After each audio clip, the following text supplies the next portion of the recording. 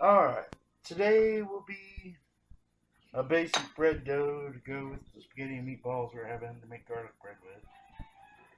Do about a tablespoon of sugar into your water, which is at around 120 degrees. If it's almost hot enough to burn your fingers, that's what you want. Not quite hot enough to actually be real uncomfortable, but just at the point where it's starting to be. Add a teaspoon and a quarter of yeast to your water and sugar mix, and a teaspoon to your flour.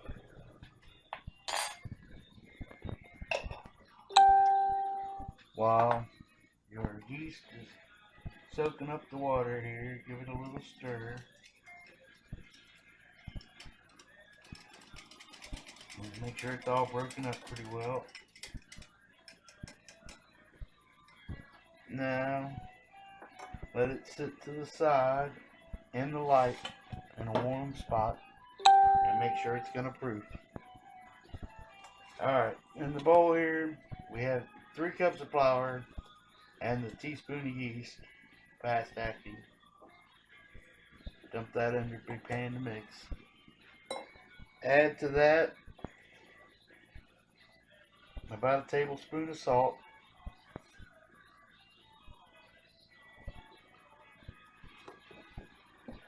and about a teaspoon of sugar, just to make sure the yeast has plenty to feed on. While we're waiting on that, make sure you oil your bowl you're going to put your dough into, which is something I always forget. And make sure you have enough saran wrap laid out to cover your bowl. I always forget that too. So once my hands get dirty, I'm sitting here yelling for somebody to come take out the saran wrap for me. Alright, so that's ready to go. Now, we're going to add an egg to our wet mixture here in a few minutes. Once we're sure that the yeast is proofing, I'll move it over so you might be able to see it a little bit. And you'll also need about a 1/4 cup of oil, which I haven't added to the water yet. I usually add it to the dough just to avoid smothering the yeast. But as your yeast is proofing, you should see bubbles forming and almost like firework burst as the yeast starts reproducing and expanding. Now take a whisk and mix your dry ingredients together.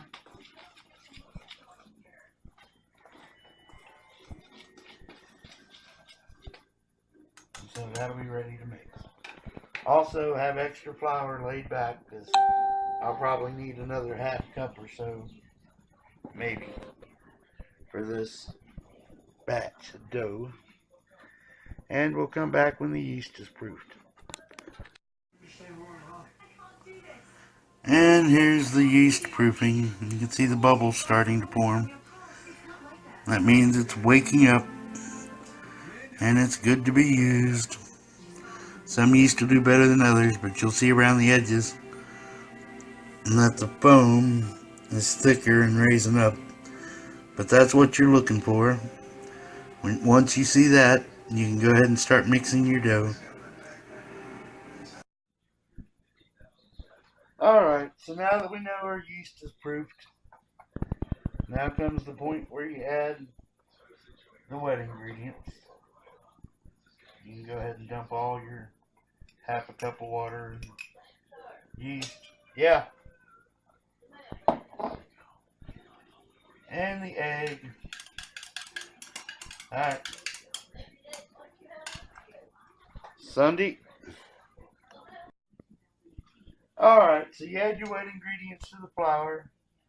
Give it a slight stir and let the moisture suck up in the dough. Here's where you need a little extra water, looks like. I usually rinse out the glass anyway, but just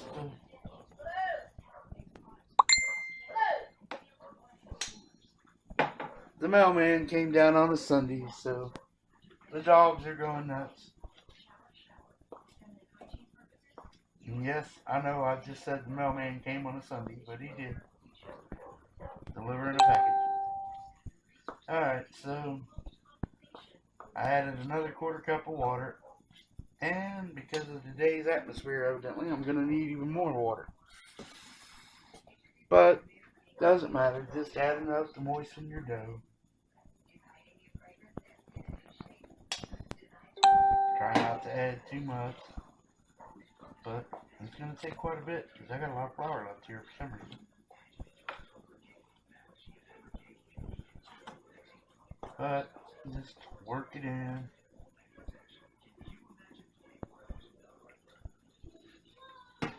Usually this only takes about a 3/4 of a cup total, but today I'm closing in on a cup already. But this might, let's see. Yeah, I think this might.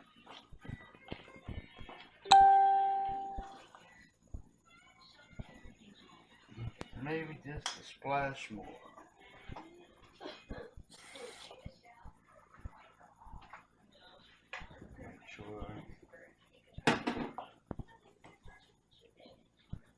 But the amount of liquid in any bread dough changes a lot with the atmosphere and how dry the flour is.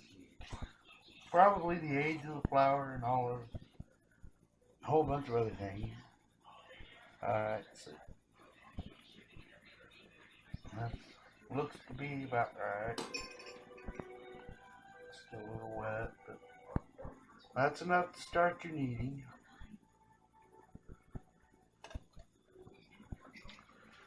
And I forgot to add the oil. Like a moron. Alright, so I add about a 1/4 cup of oil. The one thing I didn't have measured out laying in front of me, so I forgot to add it.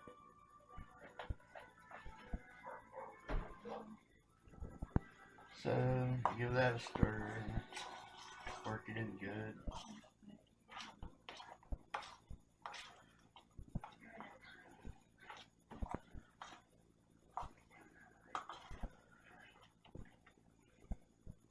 If I added the oil in too later than I usually do, now would be a good time to start using my hand to make sure I get the oil worked into the dough good. It's no big deal, but if you forget the oil, you're going to wind up with one big cracker instead of bread of any kind. But as you work the oil in it, you'll feel the dough getting smoother and smoother. Just give it a little spin, push down. Everybody says don't overwork your dough when you're doing it by hand. You have to be really determined to overwork it because it takes forever. You're supposed to knead about 10 minutes.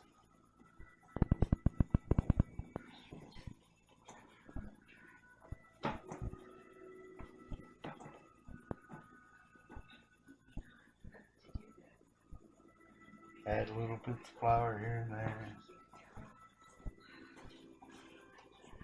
till it all incorporates and kind of quits sticking to the pan and your fingers a little bit.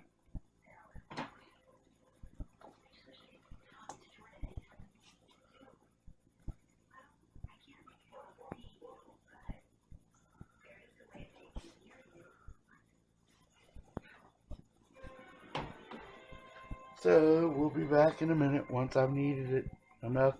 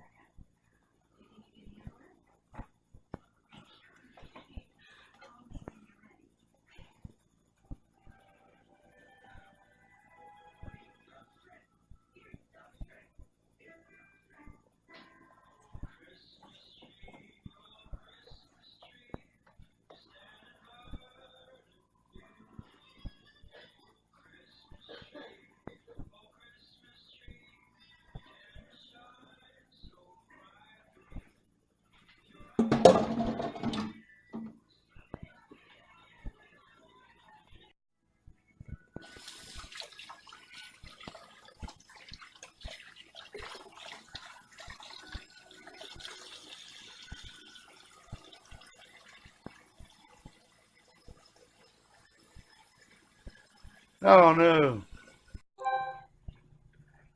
Alright, so it turns out the kneading I did on the board wasn't recorded, but what I was doing in the bowl was the same thing you do, just on the cutting board. And we've let it brew in a warm oven for about an hour, and it's already doubled in size, so we can go ahead and start forming out our bread, our garlic bread. So, sprinkle some flour around.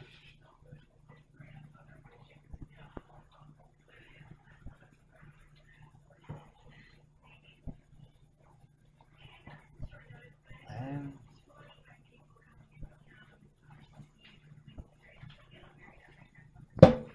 there we go.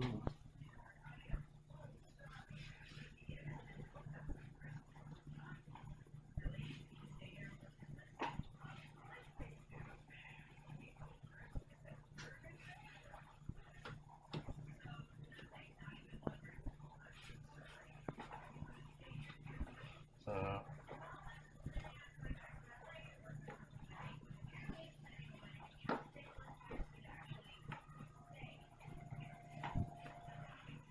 lightly knead it. And we'll cut it in half. Use a knife for this. If you don't have a scraper. This dough also works well for pizza dough. If you make too much for what you need for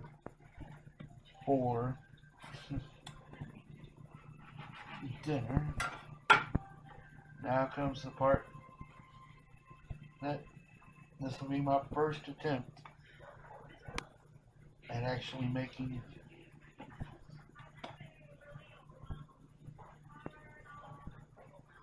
basically hoagie rolls. Try to get them out.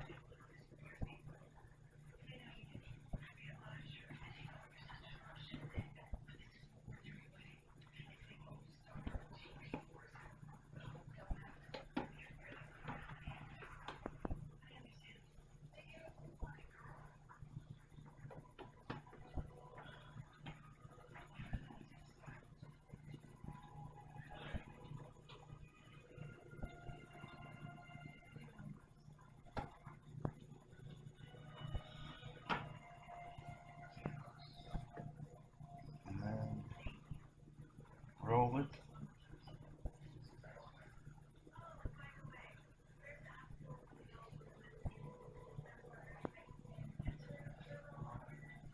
Kind of form the ends.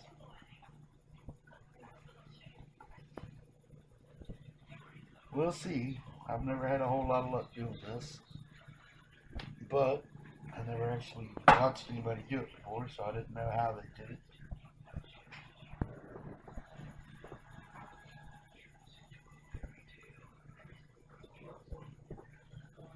So, there will be one. Try the next one.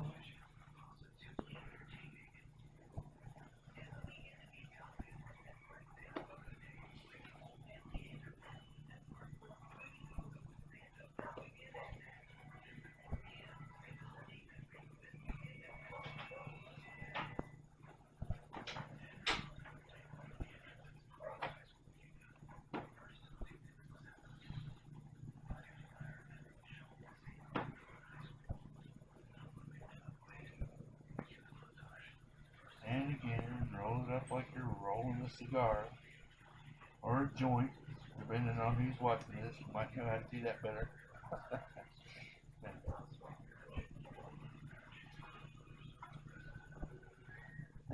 So those two.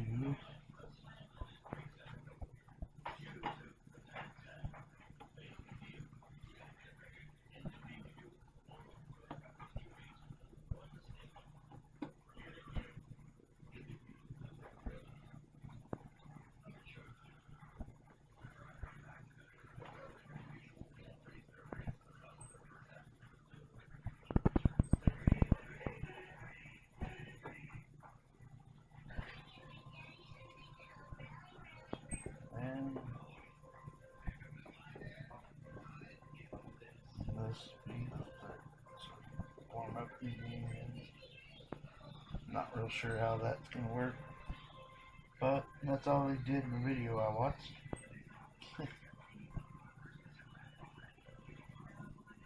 We'll see.